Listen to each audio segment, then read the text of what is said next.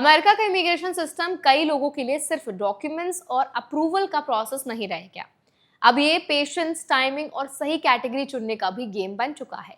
एक एंटरप्रेन्योर जिसे लगातार 6 बार यूएस वीजा रिजेक्शन मिला, वही इंसान कुछ साल बाद उसी अमेरिका से एक्स्ट्रा ऑर्डिनरी एबिलिटी कैटेगरी में अप्रूवल लेता है, और वो भी सिर्फ 16 दिनों में।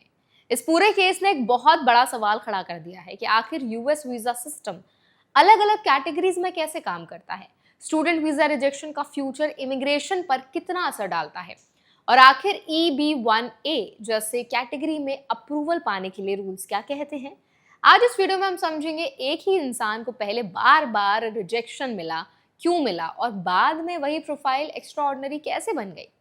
साथ ही जानेंगे कि इंडियन एप्लीकेंट्स इस पूरे सिस्टम से क्या सीख सकते हैं, F1 रिफ्यूजल के पीछे सबसे कॉमन लीगल रीजंस क्या होते हैं, और EB-1A कैटेगरी आखिर किन लोगों के लिए बनाई गई है।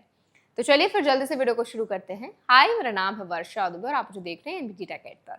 कजाकिस्तान में जन्मे एंटरप्रेन्योर अबले सरमंताई ने सोशल मीडिया पर अपनी पूरी जर्नी शेयर की। उन्होंने बताया कि 2018 से लेकर 2023 तक उन्हें अमेरिका जाने के लिए लगातार 5 स्टूडेंट वीजा रिफ्यूजल्स और 1 टूरिस्ट वीजा रिजेक्शन मिला। यानी पूरे 5 साल तक उन्हें सिर्फ रिजेक्शन ही मिला। बाद में वो अपनी वाइफ और छोटे बच्चे के साथ अमेरिका पहुंचे और फिर अगस्त 2024 में उनका EB-1A पिटिशन सिर्फ 16 दिनों में अप्रूव हो गया।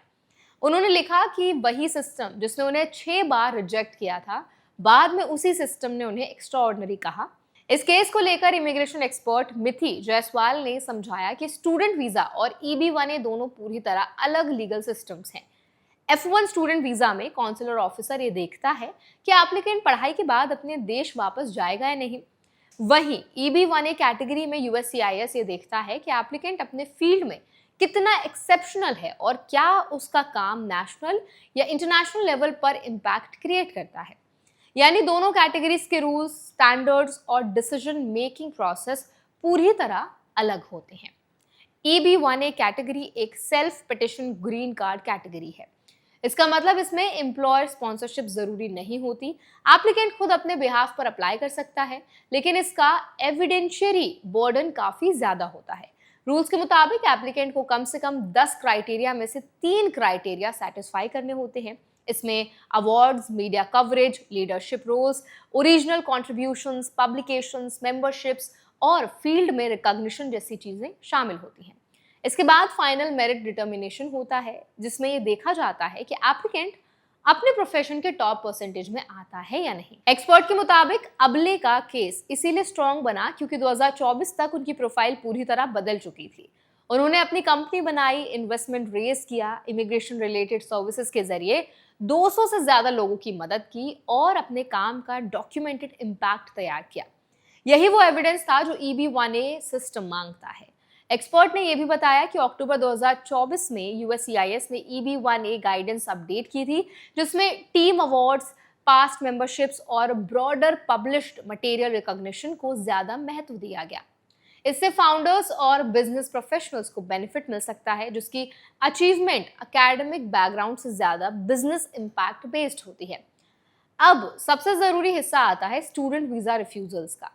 एक्सपर्ट ने बताया कि फाइनेंशियल ईयर 2024 में F1 रिफ्यूजल रेट पिछले 10 साल में सबसे ज्यादा यानी लगभग 41% तक पहुंच चुका है। करीब 6.79 लाख एप्लीकेशंस में से करीब 2.79 लाख एप्लीकेशंस रिजेक्ट हुई। ऐसे में बार बार रिजेक्शन होना अब अनकॉमन नहीं रह गया है। ज्यादातर जो रिजेक्शंस होते हैं वो इमिग्रेशन एंड नेशनैलिटी एक्ट के सेक्शन 214 सब क्लॉज B के तहत होते हैं। इस रूल के मुताबिक हर एप्लीकेंट को डिफॉल्ट रूप से पोटेंशियल इमिग्रेंट माना जाता है जब तक वो खुद ये साबित ना करे कि उसका टेम्पररी इंटेंट जेन्युइन है। कॉन्सुलर ऑफिसर्स आमतौर पर 3 चीजों पर सबसे ज्यादा फोकस करते हैं। पहली, होम कंट्री टाइज यानी एप्लीकेंट के अपने देश से कितने स्ट्रॉन्ग कनेक्शंस हैं। दूसरी, फाइनेंशियल डॉक्यूमेंटेशन यानी स्टडीज और एक्सपेंसेस के लिए फंड्स कितने जेन्युइन और स्टेबल हैं। और तीसरी ये कि एप्लीकेंट जिस कोर्स के लिए जा रहा है उसका लॉजिक और करियर रेलेवेंस कितना कन्विंसिंग है। एक्सपर्ट ने कहा कि अबले की डिटर्मिनेशन ही उनकी सबसे बड़ी स्ट्रेंथ भी थी और रिजेक्शन का कारण भी, क्योंकि वही risk taking attitude consular officers को महसूस करा सकता था कि एप्लीकेंट वापस नहीं लौटेगा। EB-1A अप्रूवल सिर्फ 16 दिनों में कैसे आया, इस पर एक्सपर्ट ने बताया कि प्रीमियम प्रोसेसिंग में USCIS फॉर्म I-140 पर 15 कैलेंडर डेज के अंदर एक्शन देने की गारंटी देता है, जिसके लिए अलग फी लगती है।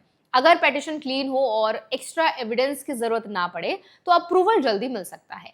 इंडियन एप्लीकेंट्स के लिए इस पूरे केस में सबसे बड़ी सीख यही है कि एक वीजा रिजेक्शन हमेशा परमानेंट बैरियर नहीं होता। डिफरेंट वीजाज कैटेगरी अलग लीगल स्टैंडर्ड्स पर काम करती हैं, लेकिन हर कैटेगरी में डॉक्यूमेंटेशन, प्रोफाइल स्ट्रेंथ और कैटेगरी स्पेसिफिक एविडेंस सबसे ज्यादा इंपॉर्टेंट होते हैं। स्टूडेंट वीजा एप्लीकेंट्स को फाइनेंशियल प्रूफ, एकेडमिक क्लैरिटी और रिटर्न इंटेंट पर एक्स्ट्रा ध्यान देना चाहिए। वहीं फाउंडर्स, रिसर्चर्स, क्रिएटर्स और प्रोफेशनल्स अगर फ्यूचर में EB-1A जैसी कैटेगरीज एक्सप्लोर करना चाहते हैं तो उन्हें अपने work impact, recognition, media presence और डॉक्यूमेंटेड अचीवमेंट्स को सिस्टमेटिकली बिल्ड करना होगा। तो आई होप ये वीडियो आपके लिए हेल्पफुल रहा होगा। अगर ये वीडियो आपको पसंद आया तो इसको लाइक करें, शेयर करें।